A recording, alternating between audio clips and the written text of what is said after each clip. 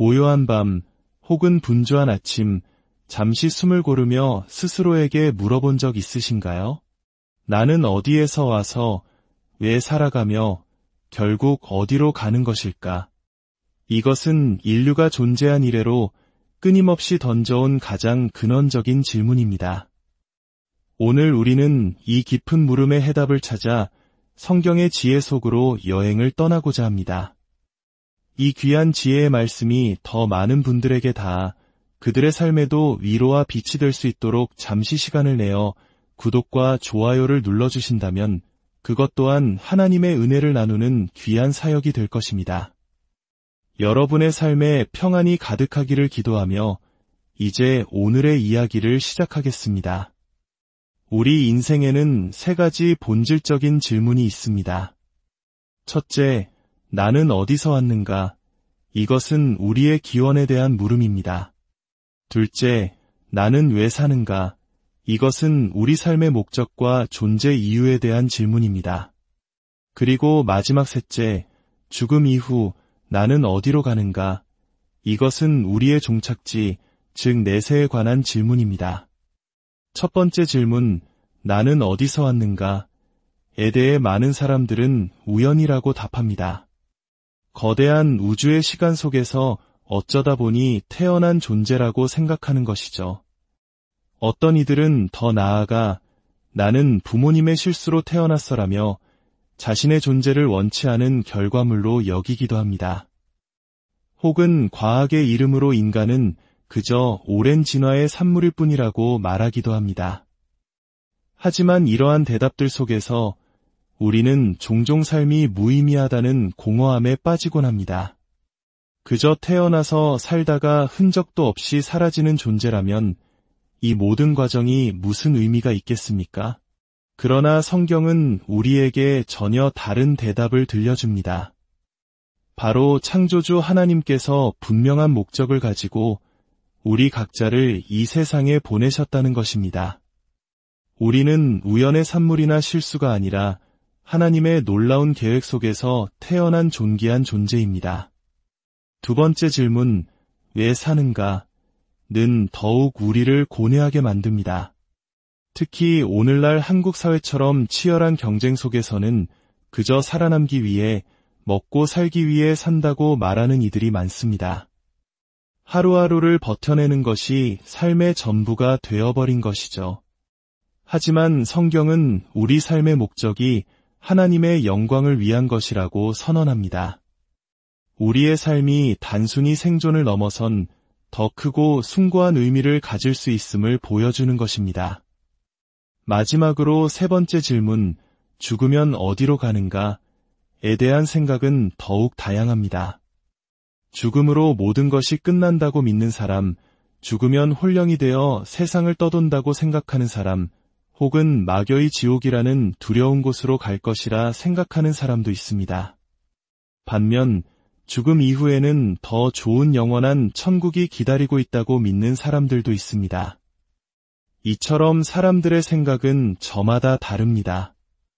오늘 성경은 예수님께서 이 세 가지 질문에 대해 어떻게 명확하게 대답하셨는지를 우리에게 보여줍니다.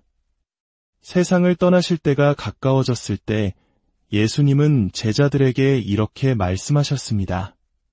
내가 세상을 떠나 죽는다는 것은 모든 것이 끝나고 사라진다는 뜻이 아니다. 나를 보내신 아버지, 즉 하나님께로 돌아가는 것이다. 인간의 몸으로 이 땅에 오신 예수님은 우리의 모든 죄를 대신 짊어지시고 십자가에 못 박혀 죽으셨습니다. 그리고 사흘 만에 부활하심으로 죽음의 권세를 이기셨습니다. 그 후 그분은 오셨던 그곳, 바로 하나님의 곁으로 돌아가셨다고 성경은 증언합니다. 하지만 놀랍게도 예수님과 가장 가까이에서 3년을 함께했던 제자들조차 이 진리를 온전히 이해하지 못했습니다. 스승이신 예수님이 죽음 이후에 어디로 가시는지 알지 못했기에 그들은 깊은 불안과 슬픔에 잠겼습니다. 여러분, 우리가 무언가를 모를 때 불안은 찾아옵니다. 그러나 확실히 알면 두려움은 사라집니다. 예수님은 불안에 떠는 제자들을 향해 말씀하셨습니다. 내가 떠나는 것은 사라지거나 무로 돌아가는 것이 아니다. 내가 왔던 본향으로 돌아가는 것이다. 죽음이란 그저 낡은 육신의 옷을 벗는 것과 같으니 너희는 마음에 근심하지도 말고 두려워하지도 말라. 보통 사람들에게 이별과 떠남은 슬픔이자 불행입니다. 하지만 성경적인 관점에서 떠남은 새로운 시작이며 더 큰 유익과 축복을 향한 출발입니다. 하나님께서 믿음의 조상 아브라함에게 너는 너의 고향과 친척과 아버지의 집을 떠나라고 명령하신 것처럼 모세에게 애굽을 떠나 약속의 땅으로 가라고 하신 것처럼 진정한 신앙인은 현실에 안주하는 사람이 아니라 미지의 새로운 세계를 향해 끊임없이 떠나는 사람입니다. 궁극적으로 우리 모두는 언젠가 이 세상을 떠나게 될 것입니다. 이 떠남의 진리를 알지 못하고 살아간다면 우리는 목적지 없이 항해하는 배처럼 방황할 수밖에 없습니다. 하지만 우리가 돌아갈 본향이 어디인지 안다면 그 떠남은 슬픔이 아닌 기쁨의 여정이 될 것입니다.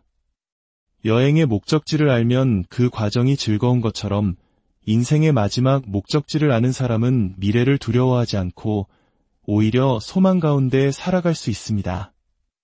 예수님은 심지어 내가 떠나는 것이 너희에게 유익이다 라고까지 말씀하셨습니다. 이것은 대체 무슨 의미일까요? 어째서 예수님이 떠나는 것이 제자들에게 그리고 오늘 우리에게 이로운 일일까요? 그 이유는 바로 예수님께서 떠나가셔야만 또 다른 보혜사, 즉 성령님께서 우리에게 오실 수 있기 때문입니다. 예수님은 하나님의 아들이시지만 우리를 구원하기 위해 인간의 몸을 입고 이 땅에 오셨습니다. 그분은 십자가에서 죽으시고 부활하심으로 죄와 절망에 빠진 인류를 위한 구원의 길을 완성하셨습니다. 하지만 그 위대한 구원의 소식이 어떻게 모든 시대, 모든 인류에게 전달될 수 있을까요? 2000년 전 팔레스타인 땅에서 활동하셨던 육신을 가진 예수님 혼자서는 시간과 공간의 제약을 넘어설 수 없었습니다. 바로 이 지점에서 성령님의 역할이 시작됩니다.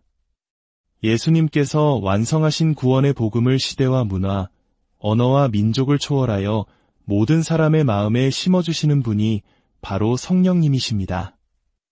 영으로 오시는 성령님은 시간과 공간을 넘어 역사상 모든 인류에게 동시에 복음을 전하실 수 있습니다. 그렇기 때문에 예수님은 반드시 떠나셔야만 했던 것입니다.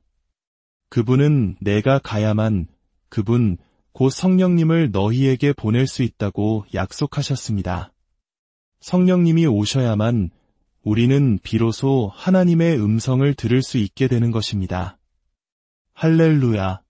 사랑하는 여러분, 성령님을 여러분의 삶에 환영하시기를 축원합니다. 성령님을 마음속에 모시기를 축원합니다. 예수님이 떠나가신 사건은 슬픔이 아니라 온 세상 모든 세대에게 구원의 복음을 전하기 위한 위대한 축복의 시작이었던 것입니다. 성령님이 계셔야 교회가 세워지고 성령님이 계셔야 우리의 믿음이 자라날 수 있습니다. 그렇다면 성령님께서 이 세상에 오셔서 하시는 일은 구체적으로 무엇일까요? 성경은 세 가지를 명확히 알려줍니다. 바로 죄에 대하여, 의에 대하여, 심판에 대하여 세상을 책망하신다는 것입니다. 여기서 책망한다는 말은 단순히 꾸짖는다는 뜻이 아니라 잘못된 것을 깨닫게 하여 바로잡아 주신다는 더 깊은 의미를 가집니다. 첫째, 성령님은 죄에 대하여 깨닫게 하십니다. 대부분의 사람들은 스스로 죄가 없다고 생각합니다. 법을 어기지 않았고 남에게 큰 피해를 주지 않았으니 자신은 유롭다고 여깁니다. 구원 같은 것은 필요 없다고 생각하며 마음의 문을 굳게 닫습니다. 하지만 성령님이 우리 안에 오시면 그 닫힌 문을 부드럽게 두드리시고 열어주십니다. 그리고 인생의 경험과 고난을 통해 우리가 얼마나 교만하고 불순종한 존재인지를 깨닫게 하십니다. 여리고 성처럼 견고했던 우리의 자아를 무너뜨리고 하나님 앞에 우리를 정직하게 세우십니다. 성경에서 말하는 가장 근본적인 죄는 도둑질이나 거짓말 같은 행위가 아닙니다. 바로 예수님을 믿지 않는 것입니다. 이 말에 동의하기 어려우신가요? 당연합니다. 우리의 이성으로는 이해하기 어렵습니다. 그러나 성령님이 임하시면 비로소 이 말의 의미를 깨닫기 시작합니다. 창조주 하나님을 떠나 내 멋대로 살아온 삶, 그것이야말로 가장 큰 죄였음을 고백하게 되는 것입니다. 둘째, 성령님은 의에 대하여 깨닫게 하십니다. 많은 사람들은 자신의 선한 행위나 노력을 통해 의로워질 수 있다고 믿습니다. 착하게 살고 좋은 일을 하면 구원받을 수 있다고 생각합니다. 하지만 성령님은 우리 안에는 스스로를 구원할 만한 의가 전혀 없다는 사실을 가르쳐 주십니다. 인간의 모든 의는 하나님 보시기에 누더기 옷과 같다고 성경은 말합니다. 진정한 의는 우리에게서 나오는 것이 아니라 오직 예수 그리스도를 통해서만 주어집니다. 예수님께서 십자가에서 죽으시고 부활하여 하나님 아버지께로 돌아가심으로써 우리를 위한 완전한 의가 완성되었습니다. 이 사실 역시 우리의 지식이나 경험으로는 동의하기 어렵습니다. 그러나 성령께서 역사하시면 우리는 비로소 더러운 나의 의의 옷을 벗어 던지고 눈물로 고백하게 됩니다. 주님, 저에게는 의가 없습니다. 오직 예수님의 보혈의 피를 의지합니다. 이 고백이야말로 성령께서 우리 안에서 일하고 계신다는 가장 확실한 증거입니다. 셋째, 성령님은 심판에 대하여 깨닫게 하십니다. 젊고 건강할 때는 누구도 죽음이나 인생의 종말을 생각하지 않습니다. 영원히 살 것처럼 세상을 향해 달려갑니다. 그러나 나이가 들고 몸에 병이 찾아오면 이 세상의 삶이 영원하지 않다는 것을 깨닫게 됩니다. 성령님은 우리에게 인생의 마지막이 있으며 이 세상에도 종말이 있다는 사실을 계속해서 상기시켜 주십니다. 그리고 죄의 결과는 반드시 심판이라는 것을 알려주십니다. 성경에서 말하는 심판은 이 세상의 임금, 즉 사탄이 이미 예수 그리스도의 십자가와 부활을 통해 심판을 받았다는 선언입니다. 우리가 성령을 받기 전에는 사탄이나 귀신의 존재조차 인정하지 않으려 합니다. 그러나 성령의 역사를 통해 우리는 영적인 실상을 보게 되고 악의 세력이 이미 패배했으며 우리는 승리하신 예수님 편에 서 있다는 확신을 갖게 됩니다. 이처럼 죄와 애, 그리고 심판에 대한 진리는 성령님의 도우심 없이는 결코 깨달을 수 없는 영적인 비밀입니다. 성령님이 오셔야만 우리는 비로소 부활을 믿게 되고 기적을 이해하게 되며 천국과 영원한 삶을 소망하게 되는 것입니다. 예수님은 약속하셨습니다. 내가 너희를 고아와 같이 버려두지 아니하고 너희에게로 다시 오리라. 이 약속은 바로 성령님을 통해 이루어졌습니다. 비록 우리의 눈으로 예수님의 모습을 볼 수는 없지만 성령님께서 우리 안에 함께 계실 때 우리는 예수님이 육신으로 곁에 계실 때보다 더 큰 평안과 든든함을 느낍니다. 실패와 고난 속에서도 흔들리지 않는 확신을 갖게 됩니다. 죽음의 공포 앞에서도 담대할 수 있습니다. 이것이 바로 성령님의 역사입니다. 사랑하는 여러분, 이 험난한 세상을 살아가는 우리에게 가장 필요한 것은 바로 성령님의 기름 부으심과 충만함입니다. 성령의 능력으로 충만할 때 우리는 어떤 어려움도 넉넉히 이길 수 있으며 내 잔이 넘치나이다 라고 고백하는 축복된 삶을 살게 될 줄 믿습니다. 오늘 진리의 영이신 성령님께서 여러분 각자의 마음에 임하시기를 간절히 기도합니다. 굳게 닫혔던 마음의 문이 활짝 열리고 보지 못했던 영적인 세계를 보게 되며 깨닫지 못했던 하나님의 놀라운 사랑과 구원의 신비를 깨닫는 은혜가 있기를 축원합니다. 그리하여 나는 어디서 와서 왜 살며 어디로 가는가라는 인생의 근원적인 질문 앞에 나는 하나님의 사랑받는 자녀이며 하나님의 영광을 위해 살다가 영원한 아버지의 집으로 돌아갑니다라고 담대히 고백하는 여러분 모두가 되시기를 예수님의 고요한 밤 혹은 분주한 아침 잠시 숨을 고르며 스스로에게 물어본 적 있으신가요? 나는 어디에서 와서 왜 살아가며 결국 어디로 가는 것일까? 이것은 인류가 존재한 이래로 끊임없이 던져온 가장 근원적인 질문입니다. 오늘 우리는 이 깊은 물음의 해답을 찾아 성경의 지혜 속으로 여행을 떠나고자 합니다. 이 귀한 지혜의 말씀이 더 많은 분들에게 닿아 그들의 삶에도 위로와 빛이 될 수 있도록 잠시 시간을 내어 구독과 좋아요를 눌러주신다면 그것 또한 하나님의 은혜를 나누는 귀한 사역이 될 것입니다.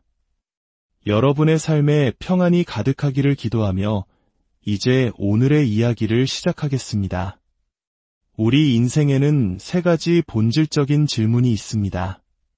첫째, 나는 어디서 왔는가?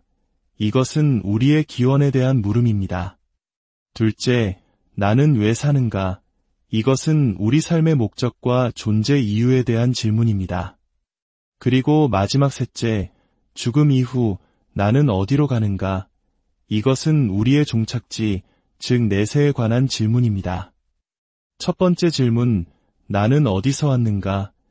에 대해 많은 사람들은 우연이라고 답합니다.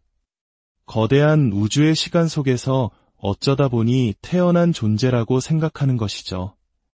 어떤 이들은 더 나아가 나는 부모님의 실수로 태어났어라며 자신의 존재를 원치 않은 결과물로 여기기도 합니다. 혹은 과학의 이름으로 인간은 그저 오랜 진화의 산물일 뿐이라고 말하기도 합니다. 하지만 이러한 대답들 속에서 우리는 종종 삶이 무의미하다는 공허함에 빠지곤 합니다. 그저 태어나서 살다가 흔적도 없이 사라지는 존재라면 이 모든 과정이 무슨 의미가 있겠습니까?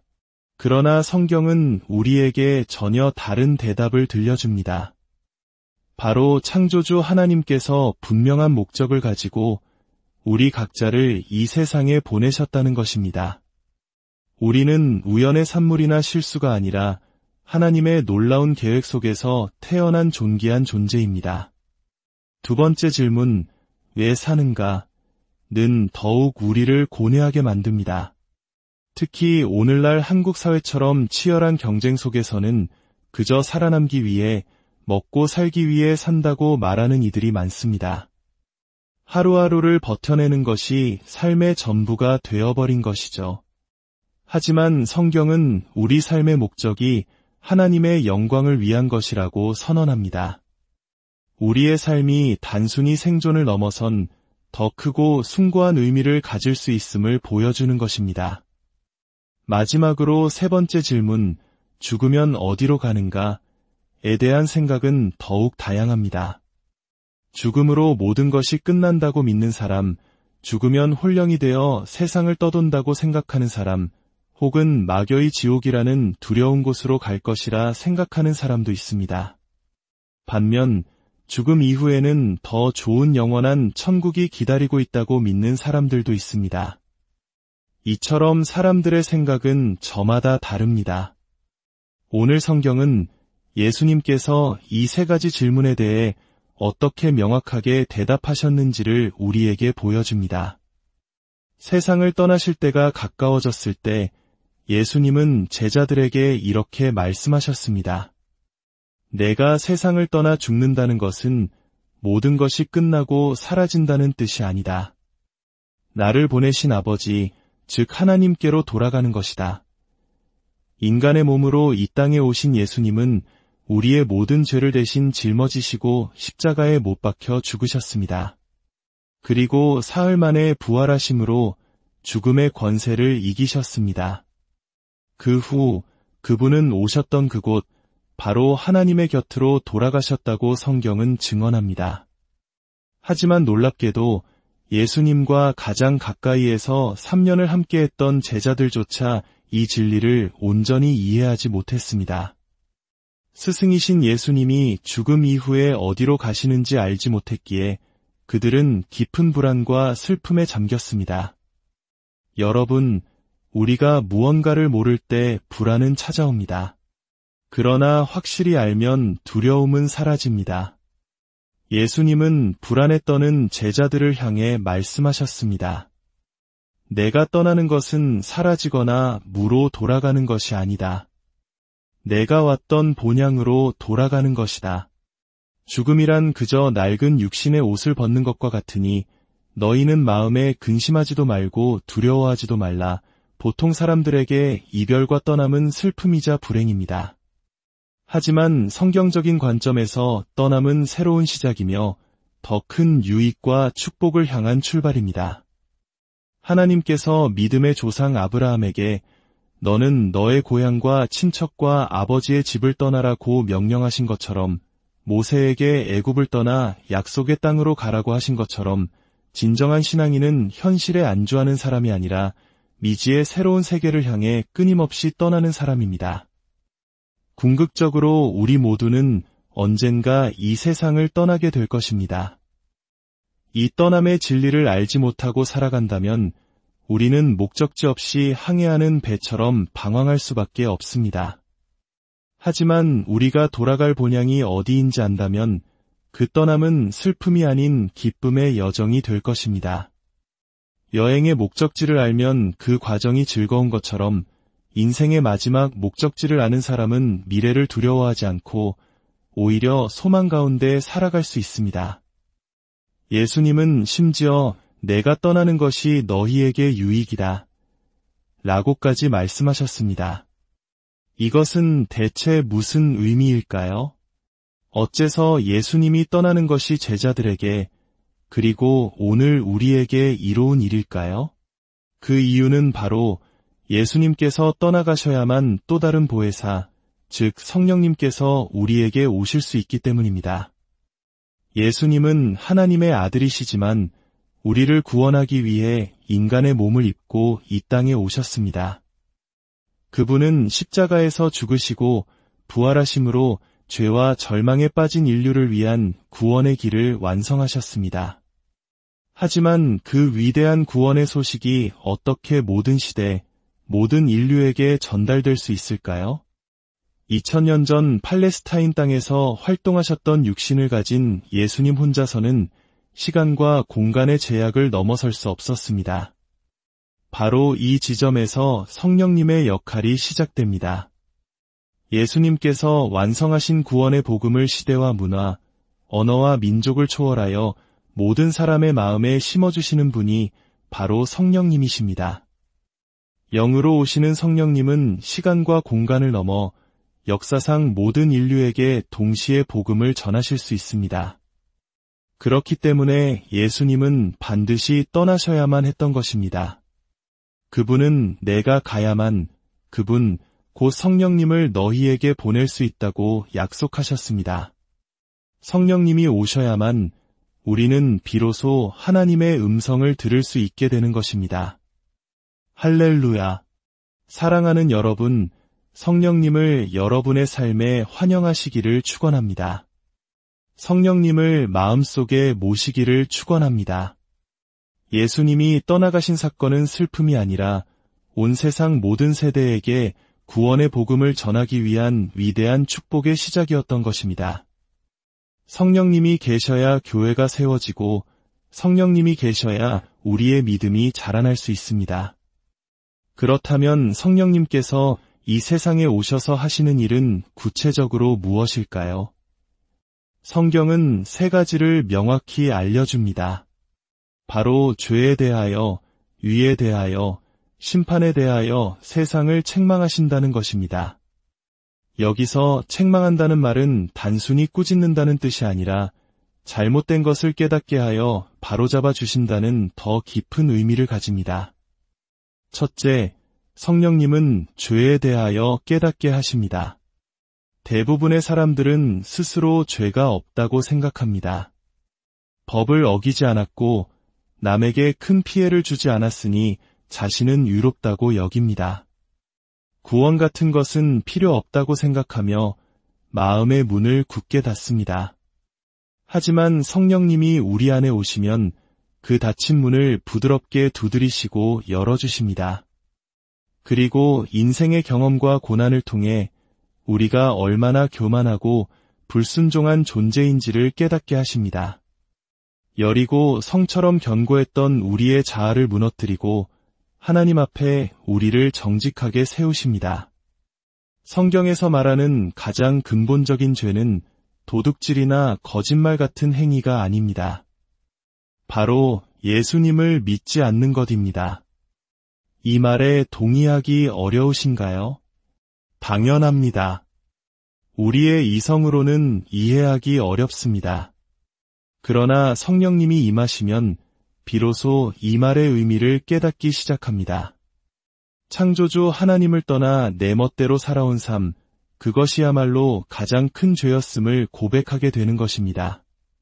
둘째, 성령님은 의에 대하여 깨닫게 하십니다. 많은 사람들은 자신의 선한 행위나 노력을 통해 의로워질 수 있다고 믿습니다. 착하게 살고 좋은 일을 하면 구원받을 수 있다고 생각합니다. 하지만 성령님은 우리 안에는 스스로를 구원할 만한 의가 전혀 없다는 사실을 가르쳐 주십니다. 인간의 모든 의는 하나님 보시기에 누더기 옷과 같다고 성경은 말합니다. 진정한 의는 우리에게서 나오는 것이 아니라 오직 예수 그리스도를 통해서만 주어집니다. 예수님께서 십자가에서 죽으시고 부활하여 하나님 아버지께로 돌아가심으로써 우리를 위한 완전한 의가 완성되었습니다. 이 사실 역시 우리의 지식이나 경험으로는 동의하기 어렵습니다.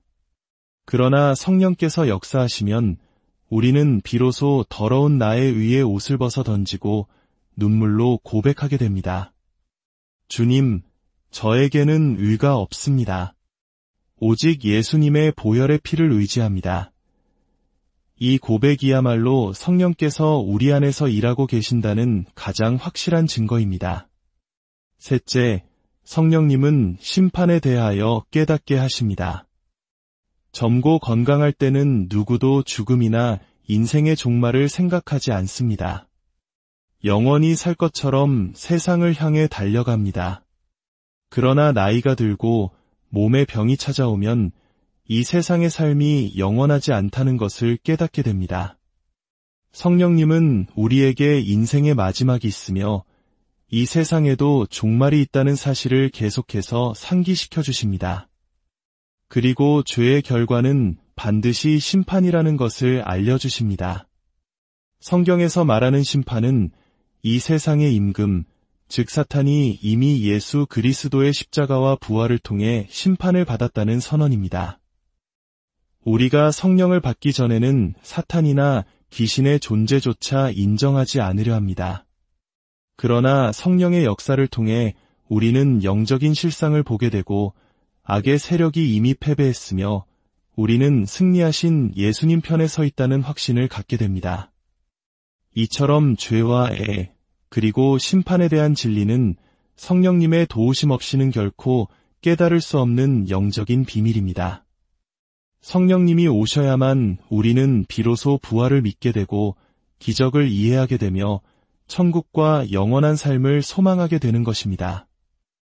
예수님은 약속하셨습니다. 내가 너희를 고아와 같이 버려두지 아니하고 너희에게로 다시 오리라. 이 약속은 바로 성령님을 통해 이루어졌습니다. 비록 우리의 눈으로 예수님의 모습을 볼 수는 없지만 성령님께서 우리 안에 함께 계실 때 우리는 예수님이 육신으로 곁에 계실 때보다 더 큰 평안과 든든함을 느낍니다. 실패와 고난 속에서도 흔들리지 않는 확신을 갖게 됩니다.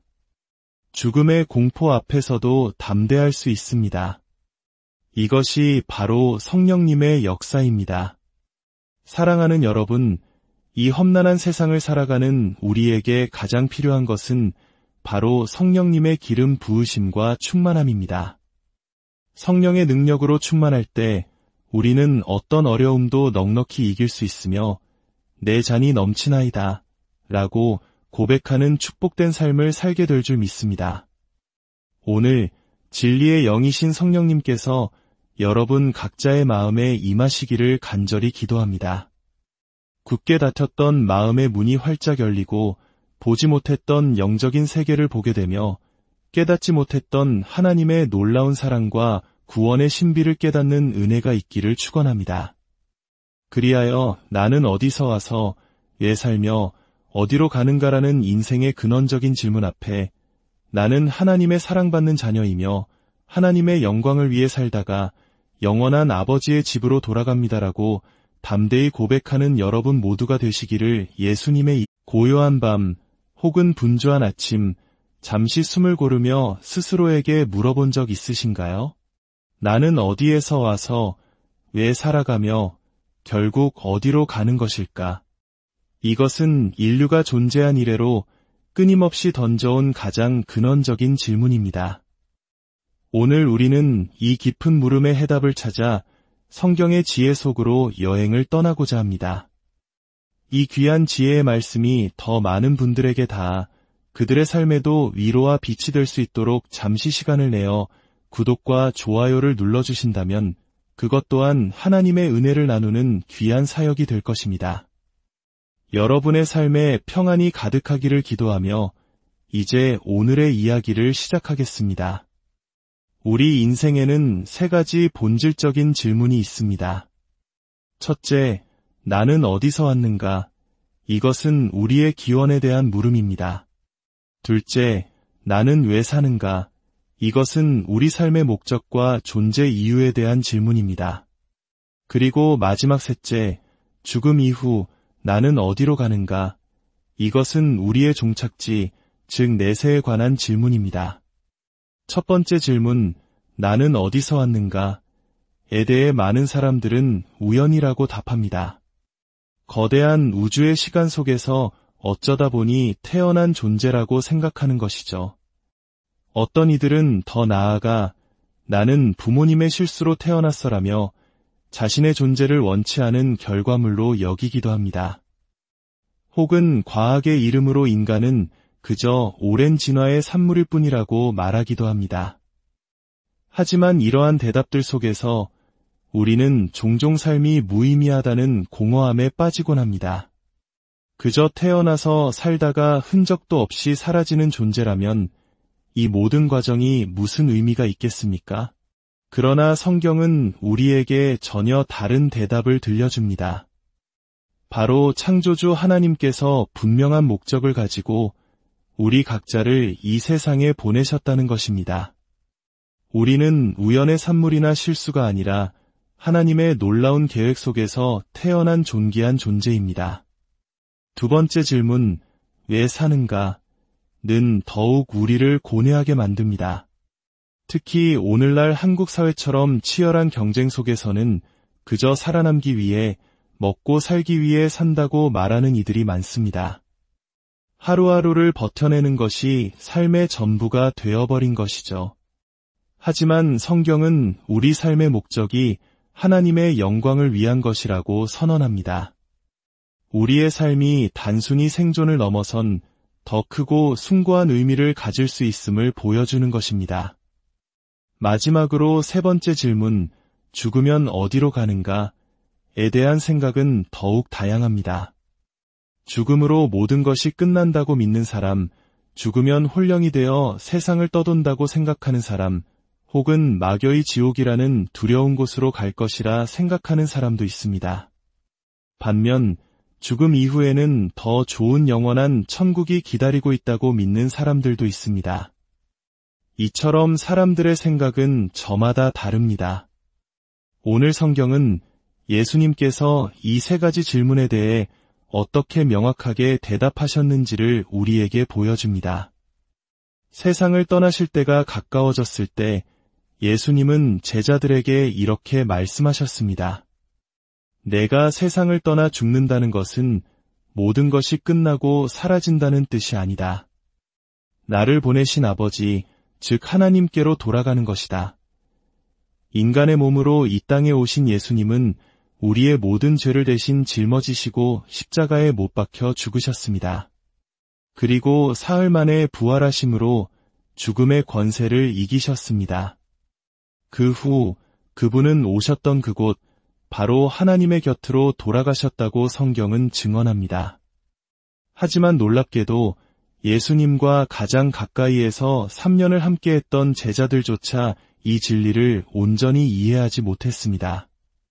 스승이신 예수님이 죽음 이후에 어디로 가시는지 알지 못했기에 그들은 깊은 불안과 슬픔에 잠겼습니다. 여러분, 우리가 무언가를 모를 때 불안은 찾아옵니다. 그러나 확실히 알면 두려움은 사라집니다. 예수님은 불안에 떠는 제자들을 향해 말씀하셨습니다. 내가 떠나는 것은 사라지거나 무로 돌아가는 것이 아니다. 내가 왔던 본향으로 돌아가는 것이다. 죽음이란 그저 낡은 육신의 옷을 벗는 것과 같으니 너희는 마음에 근심하지도 말고 두려워하지도 말라. 보통 사람들에게 이별과 떠남은 슬픔이자 불행입니다. 하지만 성경적인 관점에서 떠남은 새로운 시작이며 더 큰 유익과 축복을 향한 출발입니다. 하나님께서 믿음의 조상 아브라함에게 너는 너의 고향과 친척과 아버지의 집을 떠나라고 명령하신 것처럼 모세에게 애굽을 떠나 약속의 땅으로 가라고 하신 것처럼 진정한 신앙인은 현실에 안주하는 사람이 아니라 미지의 새로운 세계를 향해 끊임없이 떠나는 사람입니다. 궁극적으로 우리 모두는 언젠가 이 세상을 떠나게 될 것입니다. 이 떠남의 진리를 알지 못하고 살아간다면 우리는 목적지 없이 항해하는 배처럼 방황할 수밖에 없습니다. 하지만 우리가 돌아갈 본향이 어디인지 안다면 그 떠남은 슬픔이 아닌 기쁨의 여정이 될 것입니다. 여행의 목적지를 알면 그 과정이 즐거운 것처럼 인생의 마지막 목적지를 아는 사람은 미래를 두려워하지 않고 오히려 소망 가운데 살아갈 수 있습니다. 예수님은 심지어 내가 떠나는 것이 너희에게 유익이다 라고까지 말씀하셨습니다. 이것은 대체 무슨 의미일까요? 어째서 예수님이 떠나는 것이 제자들에게 그리고 오늘 우리에게 이로운 일일까요? 그 이유는 바로 예수님께서 떠나가셔야만 또 다른 보혜사, 즉 성령님께서 우리에게 오실 수 있기 때문입니다. 예수님은 하나님의 아들이시지만 우리를 구원하기 위해 인간의 몸을 입고 이 땅에 오셨습니다. 그분은 십자가에서 죽으시고 부활하심으로 죄와 절망에 빠진 인류를 위한 구원의 길을 완성하셨습니다. 하지만 그 위대한 구원의 소식이 어떻게 모든 시대, 모든 인류에게 전달될 수 있을까요?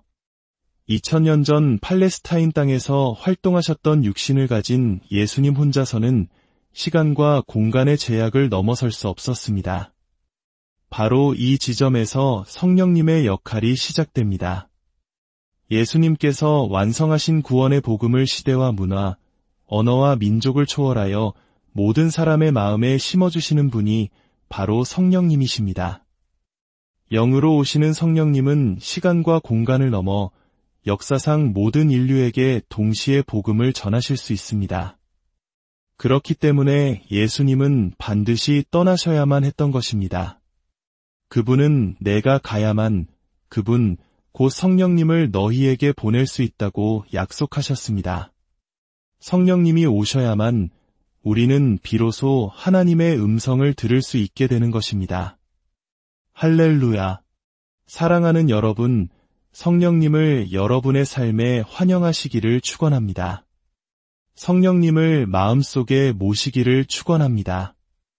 예수님이 떠나가신 사건은 슬픔이 아니라 온 세상 모든 세대에게 구원의 복음을 전하기 위한 위대한 축복의 시작이었던 것입니다. 성령님이 계셔야 교회가 세워지고 성령님이 계셔야 우리의 믿음이 자라날 수 있습니다.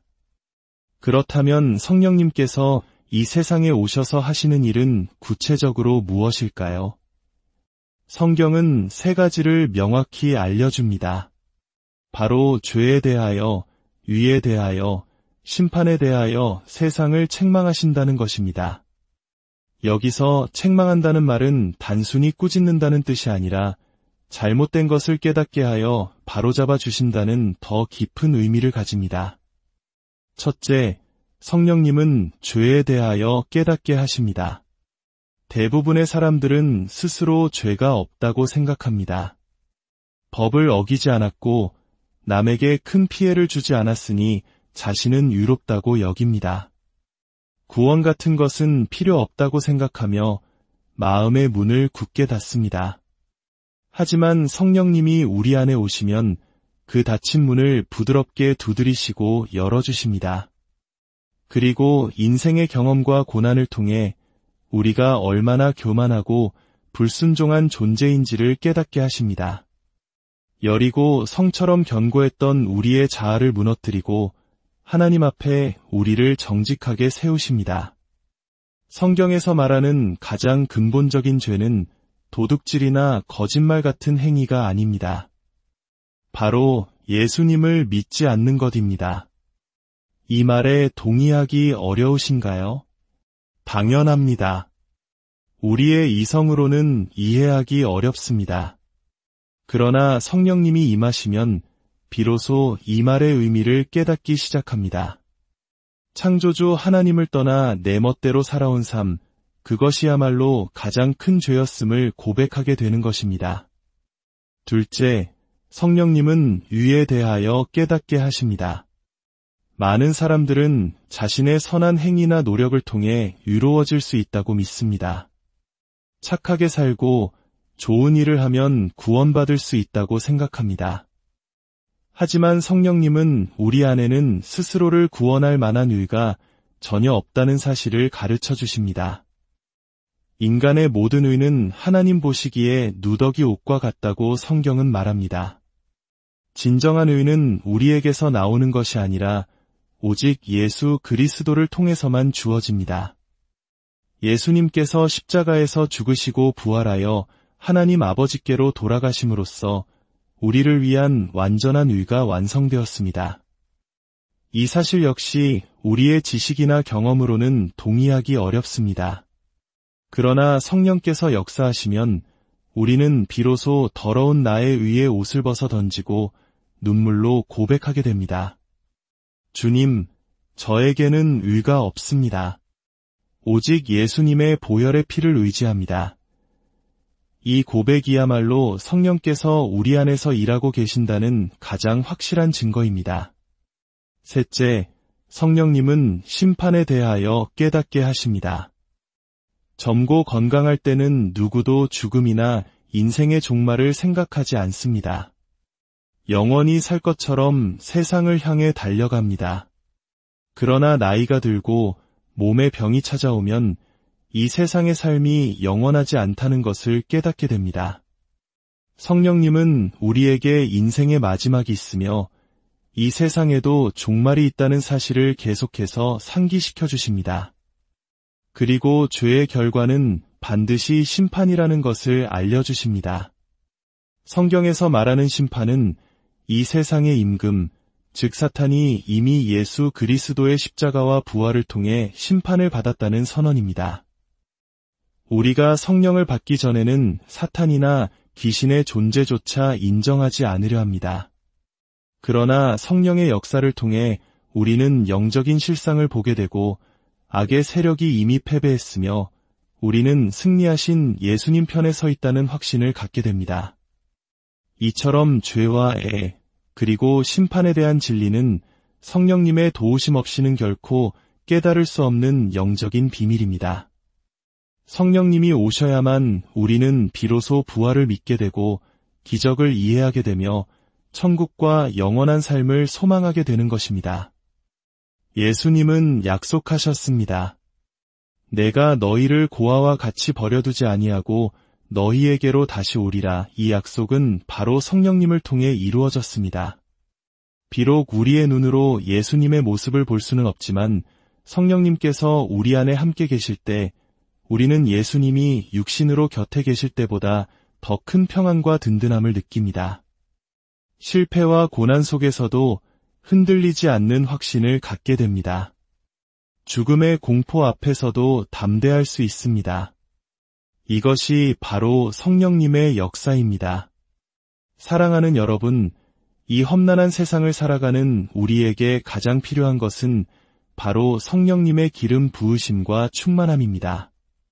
성령의 능력으로 충만할 때 우리는 어떤 어려움도 넉넉히 이길 수 있으며 내 잔이 넘치나이다 라고 고백하는 축복된 삶을 살게 될 줄 믿습니다.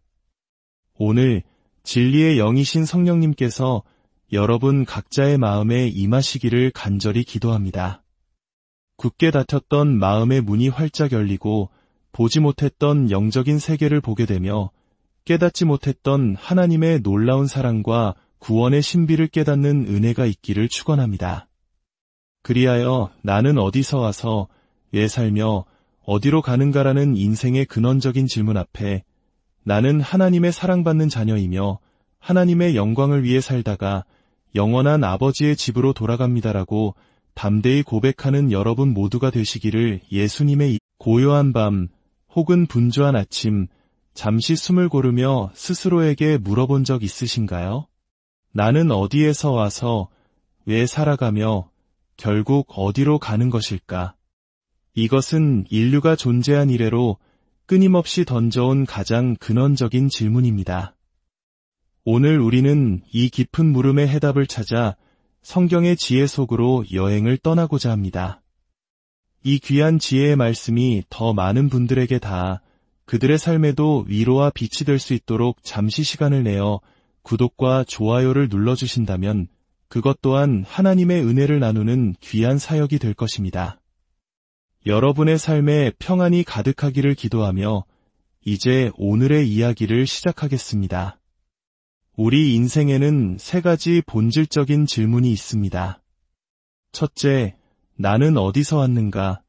이것은 우리의 기원에 대한 물음입니다. 둘째, 나는 왜 사는가? 이것은 우리 삶의 목적과 존재 이유에 대한 질문입니다.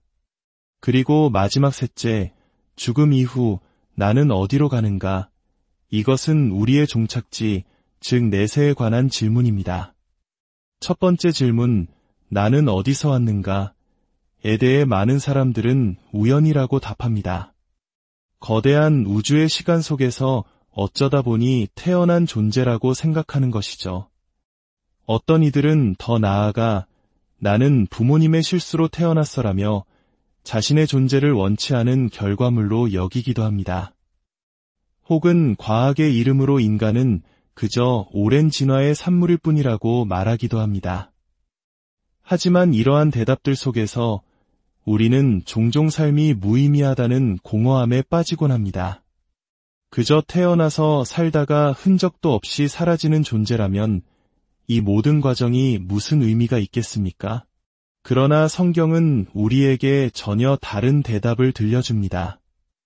바로 창조주 하나님께서 분명한 목적을 가지고 우리 각자를 이 세상에 보내셨다는 것입니다. 우리는 우연의 산물이나 실수가 아니라 하나님의 놀라운 계획 속에서 태어난 존귀한 존재입니다. 두 번째 질문, 왜 사는가? 는 더욱 우리를 고뇌하게 만듭니다. 특히 오늘날 한국 사회처럼 치열한 경쟁 속에서는 그저 살아남기 위해 먹고 살기 위해 산다고 말하는 이들이 많습니다. 하루하루를 버텨내는 것이 삶의 전부가 되어버린 것이죠. 하지만 성경은 우리 삶의 목적이 하나님의 영광을 위한 것이라고 선언합니다. 우리의 삶이 단순히 생존을 넘어선 더 크고 숭고한 의미를 가질 수 있음을 보여주는 것입니다. 마지막으로 세 번째 질문, 죽으면 어디로 가는가? 에 대한 생각은 더욱 다양합니다. 죽음으로 모든 것이 끝난다고 믿는 사람, 죽으면 홀령이 되어 세상을 떠돈다고 생각하는 사람, 혹은 마교의 지옥이라는 두려운 곳으로 갈 것이라 생각하는 사람도 있습니다. 반면 죽음 이후에는 더 좋은 영원한 천국이 기다리고 있다고 믿는 사람들도 있습니다. 이처럼 사람들의 생각은 저마다 다릅니다. 오늘 성경은 예수님께서 이 세 가지 질문에 대해 어떻게 명확하게 대답하셨는지를 우리에게 보여줍니다. 세상을 떠나실 때가 가까워졌을 때 예수님은 제자들에게 이렇게 말씀하셨습니다. 내가 세상을 떠나 죽는다는 것은 모든 것이 끝나고 사라진다는 뜻이 아니다. 나를 보내신 아버지, 즉 하나님께로 돌아가는 것이다. 인간의 몸으로 이 땅에 오신 예수님은 우리의 모든 죄를 대신 짊어지시고 십자가에 못 박혀 죽으셨습니다. 그리고 사흘 만에 부활하심으로 죽음의 권세를 이기셨습니다. 그 후 그분은 오셨던 그곳, 바로 하나님의 곁으로 돌아가셨다고 성경은 증언합니다.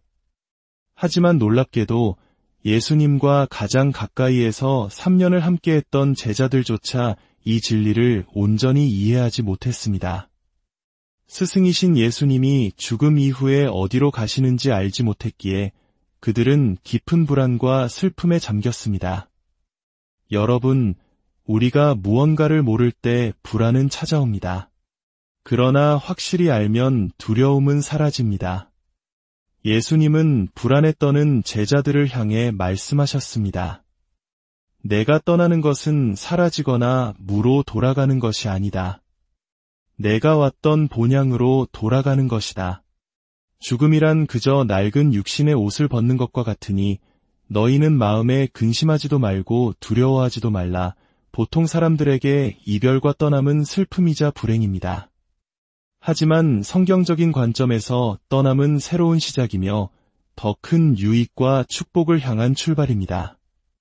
하나님께서 믿음의 조상 아브라함에게 너는 너의 고향과 친척과 아버지의 집을 떠나라고 명령하신 것처럼 모세에게 애굽을 떠나 약속의 땅으로 가라고 하신 것처럼 진정한 신앙인은 현실에 안주하는 사람이 아니라 미지의 새로운 세계를 향해 끊임없이 떠나는 사람입니다. 궁극적으로 우리 모두는 언젠가 이 세상을 떠나게 될 것입니다. 이 떠남의 진리를 알지 못하고 살아간다면 우리는 목적지 없이 항해하는 배처럼 방황할 수밖에 없습니다. 하지만 우리가 돌아갈 본향이 어디인지 안다면 그 떠남은 슬픔이 아닌 기쁨의 여정이 될 것입니다. 여행의 목적지를 알면 그 과정이 즐거운 것처럼 인생의 마지막 목적지를 아는 사람은 미래를 두려워하지 않고 오히려 소망 가운데 살아갈 수 있습니다. 예수님은 심지어 내가 떠나는 것이 너희에게 유익이다 라고까지 말씀하셨습니다. 이것은 대체 무슨 의미일까요? 어째서 예수님이 떠나는 것이 제자들에게 그리고 오늘 우리에게 이로운 일일까요?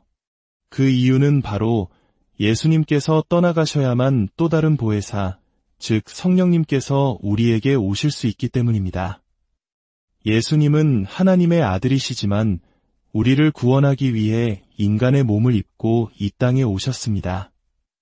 그분은 십자가에서 죽으시고 부활하심으로 죄와 절망에 빠진 인류를 위한 구원의 길을 완성하셨습니다.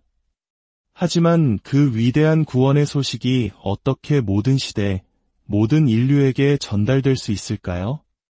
2000년 전 팔레스타인 땅에서 활동하셨던 육신을 가진 예수님 혼자서는 시간과 공간의 제약을 넘어설 수 없었습니다. 바로 이 지점에서 성령님의 역할이 시작됩니다. 예수님께서 완성하신 구원의 복음을 시대와 문화, 언어와 민족을 초월하여 모든 사람의 마음에 심어주시는 분이 바로 성령님이십니다. 영으로 오시는 성령님은 시간과 공간을 넘어 역사상 모든 인류에게 동시에 복음을 전하실 수 있습니다. 그렇기 때문에 예수님은 반드시 떠나셔야만 했던 것입니다. 그분은 내가 가야만 그분 곧 성령님을 너희에게 보낼 수 있다고 약속하셨습니다. 성령님이 오셔야만 우리는 비로소 하나님의 음성을 들을 수 있게 되는 것입니다. 할렐루야! 사랑하는 여러분, 성령님을 여러분의 삶에 환영하시기를 축원합니다. 성령님을 마음속에 모시기를 축원합니다. 예수님이 떠나가신 사건은 슬픔이 아니라 온 세상 모든 세대에게 구원의 복음을 전하기 위한 위대한 축복의 시작이었던 것입니다. 성령님이 계셔야 교회가 세워지고 성령님이 계셔야 우리의 믿음이 자라날 수 있습니다. 그렇다면 성령님께서 이 세상에 오셔서 하시는 일은 구체적으로 무엇일까요? 성경은 세 가지를 명확히 알려줍니다. 바로 죄에 대하여, 의에 대하여, 심판에 대하여 세상을 책망하신다는 것입니다. 여기서 책망한다는 말은 단순히 꾸짖는다는 뜻이 아니라 잘못된 것을 깨닫게 하여 바로잡아 주신다는 더 깊은 의미를 가집니다. 첫째, 성령님은 죄에 대하여 깨닫게 하십니다. 대부분의 사람들은 스스로 죄가 없다고 생각합니다. 법을 어기지 않았고 남에게 큰 피해를 주지 않았으니 자신은 유롭다고 여깁니다. 구원 같은 것은 필요 없다고 생각하며 마음의 문을 굳게 닫습니다. 하지만 성령님이 우리 안에 오시면 그 닫힌 문을 부드럽게 두드리시고 열어주십니다. 그리고 인생의 경험과 고난을 통해 우리가 얼마나 교만하고 불순종한 존재인지를 깨닫게 하십니다. 여리고 성처럼 견고했던 우리의 자아를 무너뜨리고 하나님 앞에 우리를 정직하게 세우십니다. 성경에서 말하는 가장 근본적인 죄는 도둑질이나 거짓말 같은 행위가 아닙니다. 바로 예수님을 믿지 않는 것입니다. 이 말에 동의하기 어려우신가요? 당연합니다. 우리의 이성으로는 이해하기 어렵습니다. 그러나 성령님이 임하시면 비로소 이 말의 의미를 깨닫기 시작합니다. 창조주 하나님을 떠나 내 멋대로 살아온 삶, 그것이야말로 가장 큰 죄였음을 고백하게 되는 것입니다. 둘째, 성령님은 의에 대하여 깨닫게 하십니다. 많은 사람들은 자신의 선한 행위나 노력을 통해 의로워질 수 있다고 믿습니다. 착하게 살고 좋은 일을 하면 구원받을 수 있다고 생각합니다. 하지만 성령님은 우리 안에는 스스로를 구원할 만한 의가 전혀 없다는 사실을 가르쳐 주십니다. 인간의 모든 의는 하나님 보시기에 누더기 옷과 같다고 성경은 말합니다. 진정한 의는 우리에게서 나오는 것이 아니라 오직 예수 그리스도를 통해서만 주어집니다. 예수님께서 십자가에서 죽으시고 부활하여 하나님 아버지께로 돌아가심으로써 우리를 위한 완전한 의가 완성되었습니다. 이 사실 역시 우리의 지식이나 경험으로는 동의하기 어렵습니다. 그러나 성령께서 역사하시면 우리는 비로소 더러운 나의 의의 옷을 벗어 던지고 눈물로 고백하게 됩니다. 주님, 저에게는 의가 없습니다. 오직 예수님의 보혈의 피를 의지합니다. 이 고백이야말로 성령께서 우리 안에서 일하고 계신다는 가장 확실한 증거입니다. 셋째, 성령님은 심판에 대하여 깨닫게 하십니다.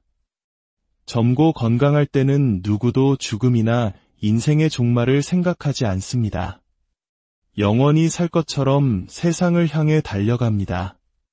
그러나 나이가 들고 몸에 병이 찾아오면 이 세상의 삶이 영원하지 않다는 것을 깨닫게 됩니다. 성령님은 우리에게 인생의 마지막이 있으며 이 세상에도 종말이 있다는 사실을 계속해서 상기시켜 주십니다. 그리고 죄의 결과는 반드시 심판이라는 것을 알려주십니다. 성경에서 말하는 심판은 이 세상의 임금, 즉 사탄이 이미 예수 그리스도의 십자가와 부활을 통해 심판을 받았다는 선언입니다. 우리가 성령을 받기 전에는 사탄이나 귀신의 존재조차 인정하지 않으려 합니다. 그러나 성령의 역사를 통해 우리는 영적인 실상을 보게 되고 악의 세력이 이미 패배했으며 우리는 승리하신 예수님 편에 서 있다는 확신을 갖게 됩니다. 이처럼 죄와 애, 그리고 심판에 대한 진리는 성령님의 도우심 없이는 결코 깨달을 수 없는 영적인 비밀입니다. 성령님이 오셔야만 우리는 비로소 부활을 믿게 되고 기적을 이해하게 되며 천국과 영원한 삶을 소망하게 되는 것입니다. 예수님은 약속하셨습니다. 내가 너희를 고아와 같이 버려두지 아니하고 너희에게로 다시 오리라. 이 약속은 바로 성령님을 통해 이루어졌습니다. 비록 우리의 눈으로 예수님의 모습을 볼 수는 없지만 성령님께서 우리 안에 함께 계실 때 우리는 예수님이 육신으로 곁에 계실 때보다 더 큰 평안과 든든함을 느낍니다. 실패와 고난 속에서도 흔들리지 않는 확신을 갖게 됩니다. 죽음의 공포 앞에서도 담대할 수 있습니다. 이것